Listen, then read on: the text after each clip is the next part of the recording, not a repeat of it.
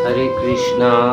आप सभी का बहुत बहुत स्वागत है आज के छोटे से सत्र में। मित्रों, आज हम राजा चित्रकेतु की भक्त चरित्र कथा करेंगे। तो इसमें श्रीमद् भागवतम में 6वां स्कंद 15वां अध्याय का 25वां श्लोक क्या कहता है। अयम ही देहिनो देहो द्रव्य ज्ञान क्रियात्मक देहिनो विविध क्लेश संताप कृदुदाहरत। जीव का ये स्थूल शरीर द्रव्य पंचभूत आदि ज्ञान अहंकार तथा कर्म यानी कि प्रारब्ध से बना है और शास्त्रों का कहना है कि ये देह जीव के लिए नाना प्रकार के क्लेश तथा संताप ही देने वाला है। शूरसेन देश में प्राचीन समय में चित्रकेतु नाम के एक राजा थे। बुद्धि विद्या बल धन यश सौंदर्य स्वास्थ्य आदि सब था उनके पास। उनमें उदारता दया क्षमा प्रजा वात्सल्य आदि सद्गुण भी पूरे थे। उनके सेवक नम्र और अनुकूल थे। मंत्री नीति निपुण तथा स्वामी भक्त थे। राज्य में भीतर बाहर कोई शत्रु नहीं था। राजा के बहुत सी सुंदर रानियां थी। इतना सब होने पर भी राजा चित्रकेतु सदा दुखी रहते थे। उनकी किसी रानी के कोई संतान नहीं थी। वंश नष्ट हो जाएगा इस चिंता से राजा को ठीक निद्रा तक नहीं आती थी। एक बार अंगीरा ऋषि सदाचारी भगवत भक्त राजा चित्रकेतु के यहाँ पधारे। महर्षि राजा पर कृपा करके उन्हें तत्व ज्ञान देने आए थे, किंतु उन्होंने देखा कि मोहवश राजा को पुत्र पाने की प्रबल इच्छा है। ऋषि ने सोच लिया कि जब ये पुत्र वियोग से दुखी होगा तभी इसमें वैराग्य होगा और तभी कल्याण के सच्चे मार्ग पर चलने योग्य होगा। अतः राजा की प्रार्थना पर ऋषि ने त्वष्टा देवता का यज्ञ किया और यज्ञ से बचा अन्न राजा को देकर ये कह दिया कि इसको तुम किसी रानी को दे देना। महर्षि ने यह भी कहा कि इससे जो पुत्र होगा वह तुम्हें हर्ष और शोक दोनों देगा।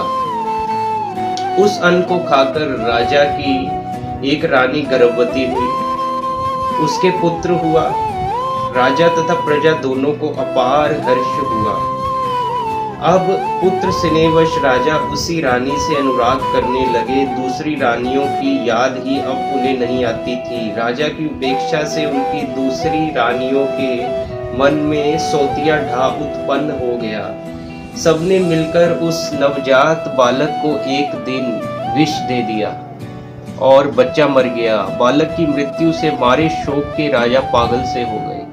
राजा को ऐसी विपत्ति में देख उसी समय वहां देव ऋषि नारद के साथ महर्षि अंगीरा आए। वह राजा को मृत बालक के पास पड़े देख समझाने लगे। राजन, तुम जिसके लिए इतने दुखी हो रहे हो वह तुम्हारा कौन है?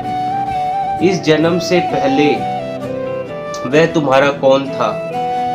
अब आगे वह तुम्हारा कौन रहेगा? जैसे रेत के कण जल के प्रवाह से कभी एकत्र हो जाते हैं और फिर अलग अलग हो जाते हैं, वैसे ही काल के द्वारा विवश प्राणी मिलते और अलग होते हैं। ये पिता पुत्र का संबंध कल्पित है। ये शरीर न जन्म के पूर्व थे न मृत्यु के पश्चात रहेंगे, अतः तुम इनके लिए शोक मत करो। राजा को इन वचनों से कुछ सांत्वना मिली। उन्होंने पूछा, महात्मन, आप दोनों कौन हैं? मेरे जैसे विषयों में फंसे मंद बुद्धि लोगों को ज्ञान देने के लिए आप जैसे भगवत भक्त सिद्ध महापुरुष निस्वार्थ भाव से पृथ्वी में विचरा करते हैं। आप दोनों मुझ पर कृपा करें, मुझे ज्ञान देकर इस शोक से बचाएं। महर्षि अंगीरा ने कहा, राजन, मैं तो तुम्हें पुत्र देने वाला अंगीरा हूँ और मेरे साथ ये ब्रह्मपुत्र देवऋषि नारद जी है। तुम ब्राह्मणों के और भगवान के भक्त हो, अतः तुम्हें कलेश नहीं होना चाहिए। मैं पहले ही तुम्हें ज्ञान देने आया था, पर तुम उस समय तुम्हारा चित्त पुत्र प्राप्ति में लगा था। अब तुमने पुत्र के वियोग का कलेश देख लिया। इसी प्रकार स्त्री धन ऐश्वर्य आदि भी नश्वर है। उनका वियोग भी चाहे जब संभव है और ऐसा ही दुखदाई है। ये राज्य, गृह, भूमि, सेवक, मित्र, परिवार आदि सब शोक, मोह, भय और पीड़ा ही देने वाले हैं। ये स्वप्न के दृश्यों के समान है, इनकी यथार्थ सत्ता नहीं है। अपनी भावना के अनुसार ही ये सुखदायी प्रतीत होते हैं। द्रव्य, ज्ञान और क्रिया से बना इस शरीर का अभिमान ही जीव को क्लेश देता है। एकाग्र चित्त से विचार करो और एकमात्र भगवान को ही सत्य समझकर उन्हीं में चित्त लगाकर शांत हो जाओ। राजा को बोध देने के लिए देव ऋषि नारद ने जीव का आह्वान करके बालक को जीवित कर उससे कहा, जीवात्मन। तो नारद मुनि ने आत्मा को बुला लिया, उसकी आत्मा को चेतन अवस्था में वो बोले, जीवात्मन। नारद मुनि उसको बोले, जीवात्मन देखो, ये तुम्हारे माता पिता, बंधु बांधव तुम्हारे लिए व्याकुल हो रहे हैं, तुम इनके पास क्यों नहीं रहते? जीवात्मा ने कहा, ये किस किस जन्म में मेरे माता पिता हुए थे। मैं तो अपने कर्मों का फल भोगने के लिए देवता, मनुष्य, पशु, पक्षी आदि योनियों में अनंत काल से जन्म लेता आ रहा। देख रहे हैं आप? तो सभी जीव परस्पर कभी पिता, कभी पुत्र, कभी मित्र, कभी शत्रु, कभी सजातीय, कभी विजातीय, कभी रक्षक, कभी विनाशक, कभी आत्मीय और कभी उदासीन बनते हैं। ये लोग मुझे अपना पुत्र मानकर रोते क्यों हैं? शत्रु मानकर प्रसन्न क्यों नहीं होते? जैसे व्यापारियों के पास वस्तुएं आती हैं और चली जाती हैं, एक पदार्थ आज उनका है, कल उनके शत्रु का है, वैसे ही कर्मवश जीव नाना योनियों में जन्म लेता घूमता है। जितने दिन जिस शरीर का साथ है, उतने दिन ही उसके संबंधी अपने हैं। ये स्त्री, पुत्र, घर आदि का संबंध यथार्थ नहीं है। आत्मा न जन्मता है न मरता है, वह नित्य, अविनाशी, सूक्ष्म, सर्वाधार, स्वयं प्रकाश है। वस्तुतः भगवान ही अपनी माया से गुणों के द्वारा विश्व के नाना रूपों में व्यक्त हो रहे हैं। आत्मा के लिए न कोई अपना है न पराया, वह एक है और हित अहित करने वाले शत्रु, मित्र आदि नाना बुद्धियों का साक्षी है। साक्षी आत्मा किसी भी संबंध तथा गुण दोष को ग्रहण नहीं करता। आत्मा तो कभी मरता नहीं, वह नित्य है और शरीर नित्य है नहीं। फिर ये लोग क्यों व्यर्थ रो रहे हैं? राजपुत्र का जीव आत्मा इतना कहकर चला गया। उसकी बातों से सबका मोह दूर हो गया। मृतक का अंत्येष्टि संस्कार करके राजा शांत हो गए।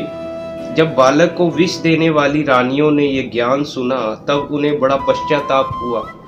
यमुना तट पर जाकर उन्होंने अपने पाप का प्रायश्चित किया। राजा चित्रकेतु ऋषियों के उपदेश से शोक, मोह, भय और कलेश देने वाले दुस्तज्य ग्रह के स्नेह को छोड़कर महर्षि अंगीरा और देव ऋषि नारद जी के पास जाकर उनसे भगवत प्राप्ति का साधन पूछने लगे।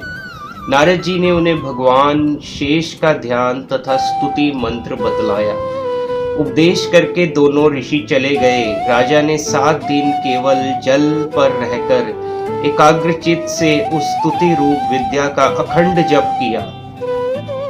उसके प्रभाव से वह विद्याधरों के स्वामी हो गए। कुछ दिनों में राजा चित्रकेतु विद्या के बल से मनोगति के अनुसार भगवान शेष के समीप पहुंच गए। यहाँ उन्होंने सनत कुमार आदि महर्षियों से सेवित संकर्षण भगवान के दर्शन किए। संकर्षण भगवान की जय जय जय। राजा ने प्रेम विहिल होकर भगवान के चरणों में प्रणिपात किया और वह भगवान की स्तुति करने लगे। दया में भगवान प्रसन्न हुए। उन्होंने चित्रकेतु को परम तत्व का उपदेश दिया। तत्व ज्ञान का उपदेश करते हुए अंत में संकर्षण प्रभु ने कहा, राजन, मनुष्य शरीर में ही ज्ञान प्राप्ति होती है। जो मानव देह पाकर भी ज्ञान नहीं पाता, आत्मा को नहीं जानता, उसका फिर किसी योनि में कल्याण नहीं होता। विषयों में लगने से ही दुख होता है, उन्हें छोड़ देने में कोई भय नहीं है। अतः बुद्धिमान पुरुष को विषयों से निवृत्त हो जाना चाहिए। जगत के सभी स्त्री पुरुष दुखों को दूर करने और सुख पाने के लिए अनेक प्रकार के कर्म करते हैं, पर उन कर्मों से ना तो दुख दूर हो पाते हैं और ना सुख ही मिलता है। जो लोग अपने को बुद्धिमान मानकर कर्मों में लगे हैं, वह दुख ही पाते हैं। आत्मा जागृत, स्वप्न, सुषुप्त इन तीनों अवस्थाओं से पृथक है। यूं समझकर बुद्धिमान पुरुष को चाहिए कि इन अवस्थाओं में प्राप्त होने वाले विषयों से निवृत्त हो जाए, लोक परलोक से चित हटा ले और ज्ञान विज्ञान से संतुष्ट होकर मेरी भक्ति करे। जय हो, जय हो। एक परमात्मा ही सब स्थानों में सर्वदा है, ये योग मार्ग में लगने वालों को जान लेना चाहिए। इस प्रकार दिव्य उपदेश देकर भगवान अंतर्धान हो गए। चित्रकेतु द्वंद्व रहित समदर्शी हो गए थे। वह कामना, स्पृहा, अहंकार छोड़कर सदा परमात्मा में ही चित्त लगाए रहते थे। तपोबल से इच्छा अनुसार 14 भुवनों में वह घूम सकते थे। एक दिन विमान पर बैठकर वह आकाश मार्ग जा रहे थे। उसी समय उन्होंने मुनियों की सभा में पार्वती जी को भगवान शंकर की गोद में बैठा देखा। शिव शंकर भगवान की जय हो, जय हो। माता पार्वती की जय हो, जय हो। चित्रकेतु को ये व्यवहार अनुचित लगा, उन्होंने इसकी कड़ी आलोचना की। भगवान शंकर तो आलोचना सुनकर हंसकर रह गए, पर पार्वती जी को क्रोध आ गया। उन्होंने शाप दिया, तू बड़ा अविनीत हो गया है, अतः भगवान के चरणों में रहने योग्य नहीं है। जाकर असुर योनि में जन्म ग्रहण कर। शाप सुनकर चित्रकेतु को ना तो डर लगा ना दुख हुआ। असुर योनि में भी वह सर्वव्यापी भगवान तो हैं ही, ये वह जानते थे। शिष्ट व्यवहार करने के लिए वह विमान से उतर पड़े और उन्होंने पार्वती जी के चरणों में प्रणाम करके कहा, माता, आपने जो शाप दिया है उसे मैं सादर स्वीकार करता हूँ। मैं जानता हूँ कि देवता लोग मनुष्य के लिए जो कुछ कहते हैं वह उसके कर्म अनुसार ही कहते हैं। अज्ञान से मोहित प्राणी इस संसार चक्र में घूमता हुआ सदा सब कहीं सुख दुख भोगता ही रहता है। गुणों के इस प्रभाव में शाप, वरदान, स्वर्ग, नरक, सुख दुख कुछ भी वास्तविक नहीं है। स्वयं मायातीत भगवान अपनी माया से प्राणियों को रचते और उनके सुख दुख, बंधन, मोक्ष की व्यवस्था करते हैं। उन ईश्वर का ना तो कोई अपना है और ना पराया, ना कोई प्रिय है ना अप्रिय। वह सर्वत्र समान और असंग हैं। जब उन सर्वेश्वर को सुख से प्रेम नहीं, तब क्रोध तो होगा ही कैसे। परंतु उनकी माया से मोहित जीव जो पुण्य पाप रूप कर्मों को करता है, वह कर्म ही उसके सुख दुख आदि के कारण होते हैं। देवी, मैं शाप से छूटने के लिए आपको प्रसन्न नहीं कर रहा हूँ। आपको मेरे वचन बुरे लगे, इसके लिए आप मुझे क्षमा करें। इस प्रकार क्षमा मांगकर चित्रकेतु विमान पर बैठकर चले गए। उनकी ये असंग स्थिति देखकर सबको बड़ा हर्ष हुआ, आश्चर्य हुआ। हर्ष नहीं हुआ, आश्चर्य हुआ। शंकर जी ने कहा, देवी, तुमने भगवान के दासन उदासों का महात्म्य देखा। भगवान नारायण परायण भक्त किसी से भी डरते नहीं। वह स्वर्ग, नरक तथा मोक्ष में भी एक सी दृष्टि रखते हैं। जय हो, जय हो, जय हो। भगवान की लीला से ही जीव देह धारण करके सुख दुख, जन्म मरण, शाप, अनुग्रह का भागी होता है। हरि बोल। जैसे रस्सी में अज्ञान से सर्प का भ्रम होता है, वैसे ही इष्ट अनिष्ट का बोध अज्ञान से ही है। भगवान के आश्रित भक्त ज्ञान वैराग्य के बल से किसी भी संसारिक पदार्थ को अच्छा मानकर ग्रहण नहीं करते। जब मैं, ब्रह्मा जी, सनत कुमार, नारद, महर्षिगण तथा इंद्र आदि देवता भी परमेश्वर की लीला का रहस्य नहीं जान पाते, तब अपने को समर्थ मानने वाले शूद्र अभिमानी उन परम प्रभु का स्वरूप कैसे जान सकते हैं। उन श्री हरि का ना तो कोई अपना है ना पराया। श्री हरि की जय हो, जय हो। शिव भगवान की जय। वे सबके आत्मा होने से सबके प्रिय हैं, फिर भी ये महाभाग चित्रकेतु उन्हीं भगवान का प्यारा भक्त है, उन्हीं की रुचि से चलने वाला है। ये सब कौन कह रहे हैं? शिव भगवान, शिव शंकर भगवान पार्वती माता को बता रहे हैं। तो महाभाग चित्रकेतु उन्हीं भगवान का प्यारा भक्त है, उन्हीं की रुचि से चलने वाला है, शांत और समदर्शी है। मैं भी उन्हीं अच्युत का भक्त हूँ, अतः मुझको उस पर क्रोध नहीं आया। ऐसे शांत समदर्शी भगवत भक्त महापुरुषों के चरित्र पर आश्चर्य नहीं करना चाहिए। सती का आश्चर्य इन वचनों से दूर हो गया। शाप देने में समर्थ होने पर भी चित्रकेतु ने पार्वती को शाप नहीं दिया था, उल्टे उनका शाप स्वीकार करके क्षमा मांगी। इसी शाप के फल से त्वष्टा के यज्ञ में दक्षिणा अग्नि से वह वृत्तासुर के रूप में प्रकट हुए।